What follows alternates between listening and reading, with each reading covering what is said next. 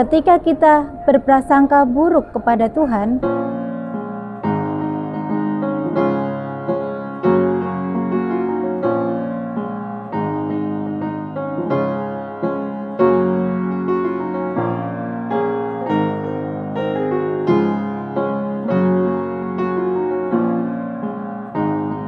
Assalamualaikum warahmatullahi wabarakatuh.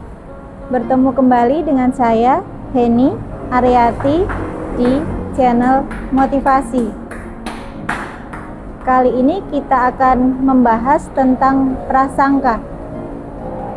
Mengapa kita dilarang berprasangka buruk? Apa dampaknya bagi kita?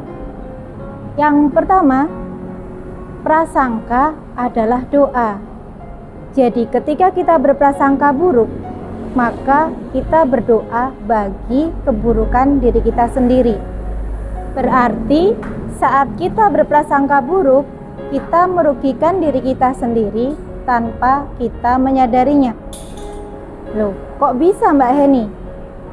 Karena begini, yang tidak banyak orang sadari bahwa waktu kita batin, waktu kita bicara di dalam hati tentang sesuatu, misalnya kita ingin ketemu seseorang, tapi kita batin, wah mudah-mudahan dia nggak datang, gua lagi males.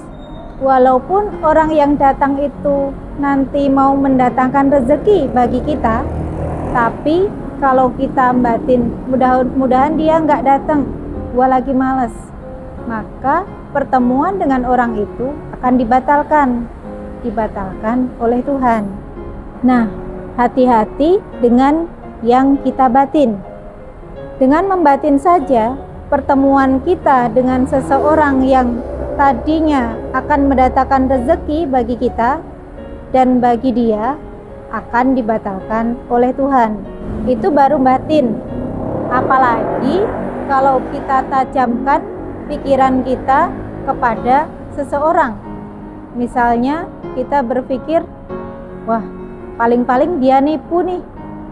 Nah, nanti kita akan memperlakukan dia sebagai penipu, padahal belum tentu.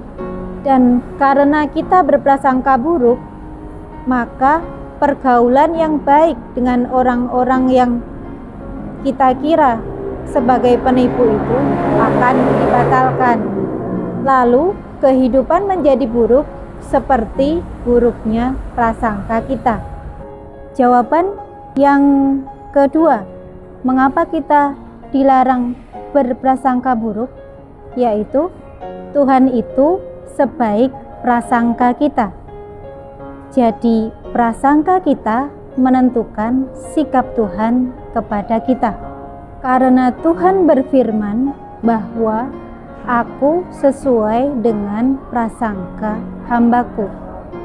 Jadi ketika kita berprasangka buruk kepada Tuhan, maka sikap Tuhan kepada kita juga buruk.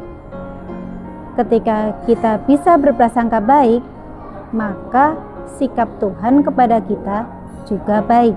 Lalu nanti ada yang protes, loh ini kan soal orang, soal hubungan antara saya dengan orang itu, soal bisnis, nggak ada hubungannya sama Tuhan. Nanti ada yang bilang begitu. Lalu kenapa kok prasangka saya ini menentukan sikap Tuhan? Karena segala sesuatu yang terjadi di alam ini ada dalam pengetahuan Tuhan. Dan karena sesuatu hal itu terjadi, berarti hal itu sudah diizinkan oleh Tuhan.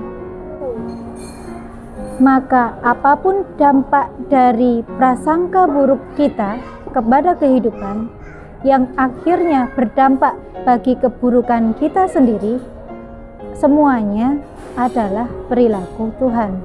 Berarti kalau begitu, prasangka buruk itu menjadi sesuatu yang mengakibatkan keburukan terjadi.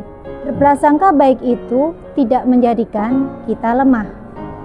Berprasangka baik itu menjadikan kita orang baik dengan dua telinga yang ramah, mata yang teliti, dan hati yang damai, bahwa kalau aku menyerahkan semua ini kepada Tuhan dan kecerdasanku untuk tidak ditipu lagi, maka kita tetap bisa menjadi orang yang baik, bahkan ketika kita bertemu dengan penipu, orang palsu, atau orang jahat pun. Nah, tibalah kita pada kesimpulan, yaitu jangan berprasangka buruk, tapi berprasangka baiklah. Karena ketika kita berprasangka buruk, maka yang terkena dampaknya pertama kali adalah orang yang berprasangka buruk itu sendiri. Hati adalah pelabuhan bagi perasaan. Jadi, bagi siapapun Anda yang hatinya adalah pelabuhan dari kapal-kapal yang berprasangka buruk, maka pelabuhannya tidak baik. Orang tidak akan mendekati Anda. Orang lain akan takut menjadikan Anda sebagai sahabatnya. Tapi kalau hati Anda adalah pelabuhan bagi kapal-kapal yang berprasangka baik, maka orang lain akan mensahabati Anda. Anda akan punya banyak sahabat, kemudian malaikat-malaikat akan duduk mengaminkan doa Anda. Bahkan Tuhan pun tersenyum menyaksikan Anda yang tetap bersikap baik, bahkan kepada orang yang tidak baik kepada Anda. Jadi, karena prasangka adalah doa, maka jangan berprasangka buruk, berprasangka baiklah. Hati-hati, lengkapi kebaikan dari prasangka Anda dengan kecerdasan untuk tidak bisa dimanfaatkan secara negatif oleh orang lain. Terima kasih, pembahasan kita sudah selesai. Salam super dari Jogja. Semoga kita semua dipanjangkan umurnya, diberikan kesehatan, diberikan jodoh yang baik, anak-anak yang baik, soleh dan solehah, dan semoga kita bisa bersahabat dari sini sampai ke surga. Wassalamualaikum warahmatullahi wabarakatuh. Terima kasih.